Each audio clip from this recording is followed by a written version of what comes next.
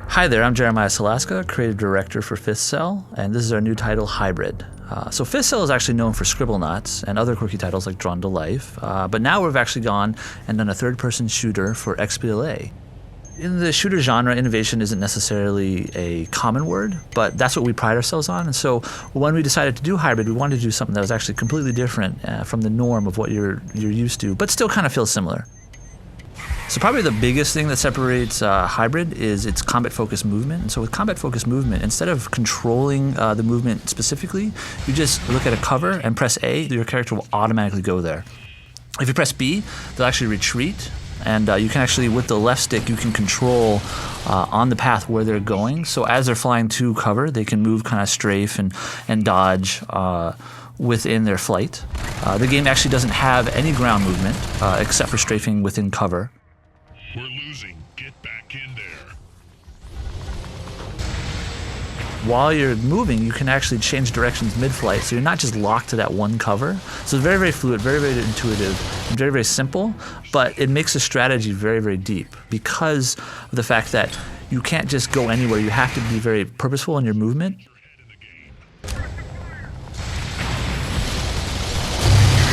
We're winning. Stay focused. What's really cool about this game is that because we have kind of a focused kind of movement, we can allow people to go to upside down cover or to wall cover seamlessly without any problems. So they just select it and they'll go upside down. We also have a Killstreaks system called drones. And so you've seen a few of them before. There's these kind of like robot looking characters that fly around.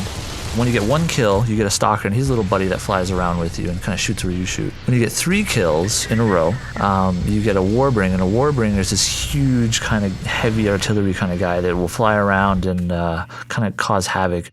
The last kill streak is called the Prayon. The Prayon is kind of like a heat-seeking missile. She requires 5 kills, and once she gets out, she's basically going to target some guy, and she'll take him out unless you kill her before she gets to you.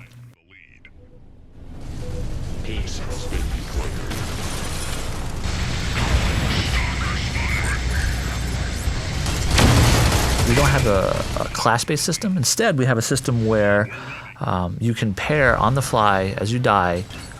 You can go into the respawn menu and you can pair and match weapons and abilities to your liking. So, like one of my favorite combos is the double-barreled shotgun, which is pretty much an insta-kill when you're right on top of somebody and you hit them. But it only has obviously 2 bullets. With teleports, you can kind of surprise people and sneak up on them. That's a really fun ability. There's other ones like heavy machine gun with a siphon ability, which basically siphons off their health and gives it to you. So as you're fighting and you're moving around, you can kind of siphon up their health and take them out. Tied for the lead. So we actually have a persistent world war, so every single battle that you do matters. A lot of games where you just, you get in and you have personal achievement, and we have that too, where you're ranking up, you're getting new abilities, you're getting new weapons over time when you unlock them per level. But there's also this huge persistent world war that's going on over across every single continent.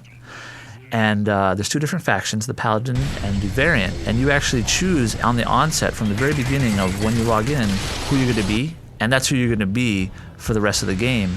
And so you're actually helping your faction do what they need to do by winning matches for them. And that'll actually not only help your faction, but it'll actually help you as well. We're actually using the Source engine, so this isn't a homegrown engine, but it's heavily modified, and it's actually running 60 frames a second. We actually thought that with a multiplayer shooter, that's really important to get that kind of smooth gameplay going. And so we spend a lot of time, optimizing and doing a lot on the Xbox to make sure that works. Hybrid is out this summer for XBLA.